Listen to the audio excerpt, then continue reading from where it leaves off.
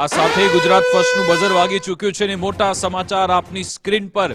પાટણ નગરપાલિકાના chief officer તેમની સામે ફરિયાદ દાખલ થઈ। ચીફ ઓફિસર હિરલ ઠાકર સામે ફરિયાદ નોંધાઈ છે। પાટણ એ ડિવિઝન પોલીસ સ્ટેશનમાં આ બાબતે ફરિયાદ નોંધાઈ છે। છેલ્લા ઘણા સમયથી ચીફ ઓફિસર વિવાદમાં છે, તેવામાં રજૂઆત કરતા સાથે ગેરવર્તનને લઈ તેમની સામે ફરિયાદ થઈ છે। તમે જુઓ આ વિડીયો કે જ્યારે વિડીયો રેકોર્ડિંગ કરતી વખતે ફોન જૂટવ્યાનો આક્ષેપ તેમના પર થયો અને આખો આ મામલો સામે આવતા હવે પાટણ નગરપાલિકાના ચીફ ઓફિસર સામે ફરિયાદ દાખલ થઈ છે। તો છેલ્લા ઘણા સમયથી ચીફ ઓફિસર હિરલ ઠાકર વિવાદમાં રહેતા હોય છે। અગાઉ અહીંયાના સ્થાનિક ધારાસભ્ય કિરીટ પટેલે પણ તેમના પર ગંભીર આક્ષેપ કર્યા હતા। એમના હોર્ડિંગ્સ ઉતારી લેવા કે પછી પાટણનું જે બસ સ્ટેન્ડ છે એની બીયુ પરમિશનની વિવાદ તો હતો, અહીંયા એક રજૂઆત કરતા સાથે પણ ગેરવર્તન કરવામાં આવ્યું, એનો પણ વિડીયો સામે આવ્યો। વિડીયો રેકોર્ડિંગ વખતે ફોન જૂટવ્યાનો પણ આક્ષેપ છે, તે બાબતે ફરિયાદ દાખલ થઈ છે। એક ઓડિયો ક્લિપ પણ સામે આવ્યું છે, વિડીયો એ પણ આપણે પહેલા જોઈ લઈએ।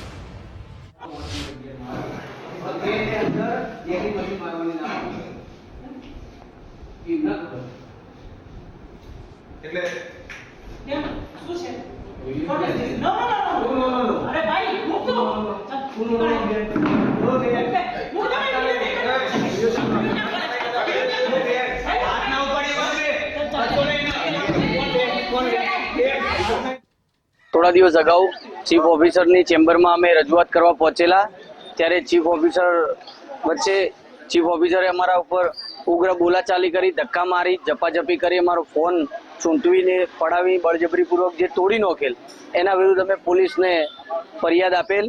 પોલીસ ત્યારબાદ ફરિયાદ લેતી નથી, એના વિરુદ્ધમાં આજરોજ અમારા પાટણ જિલ્લા કોંગ્રેસ, પાટણ શહેર કોંગ્રેસ દ્વારા ધરણા પ્રદર્શનનો કાર્યક્રમ આપેલ।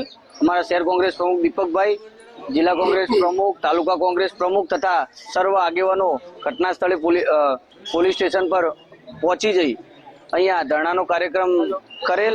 ત્યારબાદ પોલીસે ફરિયાદ લઈ ઓનલાઈન કરી અમને કોપી આપેલ। આજ અંગે વધુ વિગત આપશે અમારા સંવાદદાતા અખ્તર મંસૂરી ફોનલાઈન પર જોડાઈ ગયા છે। અખ્તર, આખો આ મામલો શું છે, હવે શું ફરિયાદ દાખલ થઈ? વિકાસ, ચોક્કસથી પાટણ નગરપાલિકાના ચીફ ઓફિસર અવારનવાર છે તે વિવાદમાં આવતા હોય છે।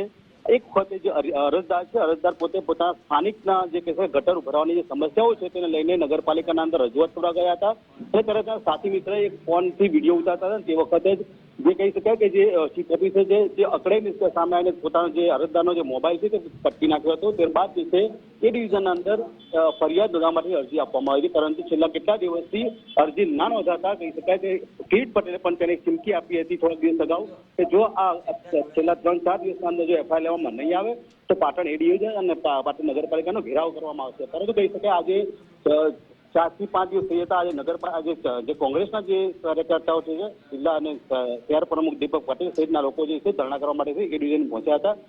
તે જ સમયે કહી શકાય કે પાટણ ડિવિઝન અંદર ફરિયાદ નોંધાઈ હતી।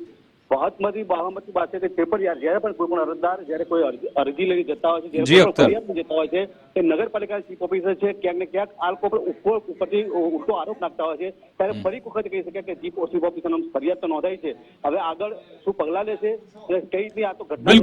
બિલકુલ અખ્તર, આપ અમારી સાથે જોડાયેલો। આપણી સાથે પાટણના ધારાસભ્ય કિરીટભાઈ પટેલ જોડાઈ ગયા છે। કિરીટજી, ગુજરાત ફર્સ્ટમાં આપનું સ્વાગત છે। આપની શું પ્રતિક્રિયા, કારણ કે આપની ચીફ ઓફિસર સાથે તો છેલ્લા ઘણા સમયથી ગરમાગરમી પણ થઈ, આપના જન્મદિવસે હોર્ડિંગ્સ ઉતારી લેવા કે પછી બસ સ્ટેન્ડનો બીયુ પરમિશનનો મુદ્દો હોય, અને હવે આ અરજદાર સાથે ગેરવર્તણૂક બાબતે ફરિયાદ દાખલ થઈ છે, શું કહેશો?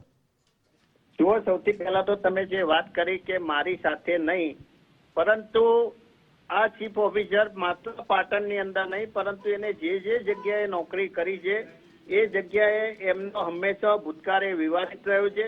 એ ચૂંટાયેલા ધારાસભ્ય હોય, ચૂંટાયેલા કોર્પોરેટર હોય કે પ્રજા હોય, એ હંમેશા આ ચીફ ઓફિસર પોતાની જાતને મહાન માને છે। કોના આધારે માને છે સમજાતું નથી, પરંતુ જે રીતે 18મી તારીખે પાટણની અંદર જે છેલ્લા 1 વર્ષથી લોકો ત્રાહિમામ છે ઉભરાતી ગટરો બાબતે, એ બાબતે રજૂઆત કરવા માટે જે લોકો ગયા હતા એમની સામે દાદાગીરી કરવી, એમના મોબાઈલ પડાવી લેવા, એમને લાફો મારવો, પોતાની ચેમ્બરમાં નહીં પરંતુ બાજુની પ્રમુખની ચેમ્બરમાં અને તમે જુઓ છો કે જાણે એ રણચંડી બની હોય એ રીતે લોકોને ધક્કા મારે છે અને એના વિરુદ્ધમાં આજે જે ફરિયાદ નોંધાઈ છે 10 દિવસ પછી પોલીસે તપાસ કરી અને જે ફરિયાદ નોંધી છે એના માટે જિલ્લા પોલીસ વડા અને પીઆઈને પણ અભિનંદન આપું છું. પરંતુ જે રીતે મને માહિતી મળી છે કે આ ચીફ ઓફિસરે ઇરાદાપૂર્વક આ જે સીસીટીવી કેમેરા હતા એ કેમેરા એમાંથી એમને ડિલીટ કર્યા છે. પોલીસે એનો ડીવીઆર પણ જપ્ત કર્યો છે. પરંતુ હજુ પણ આ ચીફ ઓફિસર એ ઘણા બધા એ વિવાદિત અને કાયદા વિરુદ્ધના નિર્ણયો લીધેલા છે. નામદાર કોર્ટની અંદર તપાસ પણ ચાલુ છે.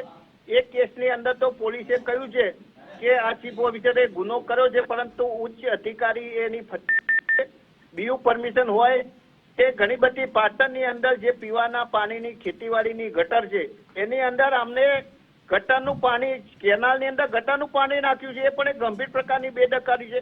એટલે આવા લોકો જે મનસ્વી રીતે વર્તન કરતા હોય, જેને માત્ર ફોટો પડાવવામાં રસ હોય, જેને એક દિવસ ટોપી પહેરવાની, બીજા દિવસ પેન્ટ પહેરવાનું, કોઈ વાર સાયકલ લઈને નીકળવાનું અને સોશિયલ મીડિયાની અંદર છવાવાનું, આવા લોકો પ્રજાના પ્રશ્નોને ઉજાગર એના પ્રશ્નોનું નિરાકરણ લાવવાને બદલે પણ કિરીટભાઈ તમને કારણ શું લાગે છે કે આટલા ઉગ્ર કેમ થાય છે? ચીફ ઓફિસર કેમ મનમાની કરે છે?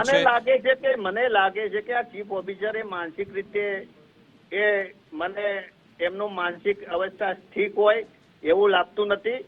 મને એવું ચોક્કસ લાગે છે જે પ્રમાણે વર્તન કરે છે, ઘણીવાર સંકલનની મિટિંગોની બધા પણ વર્તન કરે છે, તો મને એવું ચોક્કસ લાગે છે કે આ ચીફ ઓફિસરે ઝડપીમાં ઝડપી કોઈ સારા સાયક્રેટિક પાસે જવું જોઈએ ને દવા કરાવવી જોઈએ.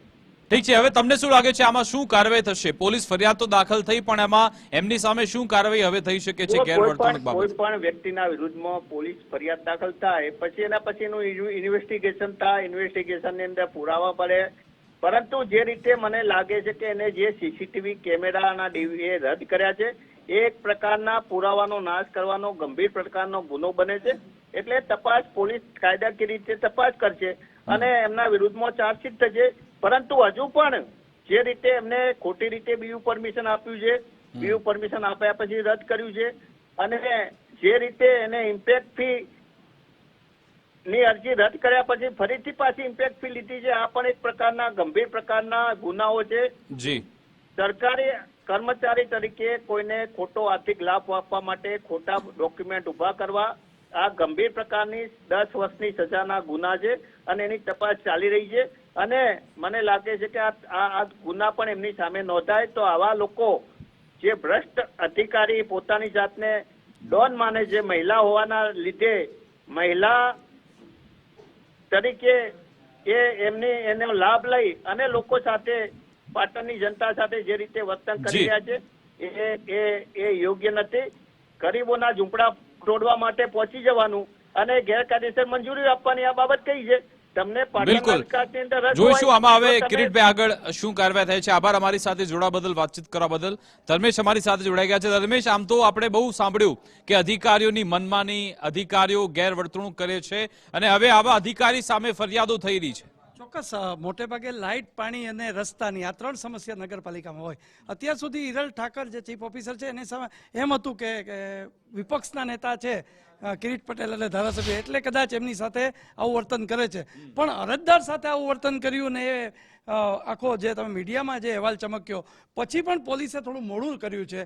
અને આ જે કહેવાય કે શાસક પક્ષ તરીકે કે વિપક્ષ તરીકે કોઈ નેતા સાથે સરકારી અધિકારી જો આવું વર્તન કરતા હોય એ ઘણું અયોગ્ય કહેવાય. અને પોલીસે ભલે મોડે પણ ફરિયાદ લીધી. જોકે કિરીટ પટેલે એક અલ્ટિમેટમ આપ્યું હતું કે જો ફરિયાદ તમે નહીં લ્યો તો અમે પોલીસ સ્ટેશનનો ઘેરાવો પણ કરશું. પણ મહત્વની વાત છે કે કિરીટ પટેલ સાથે તો ખરું જ કે 2-3 બનાવ આપણે એમના જન્મદિવસે હોય, પછી વૃક્ષારોપણ હતું તે દિવસે પણ હોર્ડિંગ્સની વાત હોય. પરંતુ તમે જુઓ કે અરજદાર જો એ પોતે આવ્યો હોય અને એની સાથે જો આ ઉશ્કેરાઈને આ કર્યું છે એને માટે આ એફઆઈઆર થઈ છે. હવે કાર્યવાહી શું થાય જોવાનું રહે છે.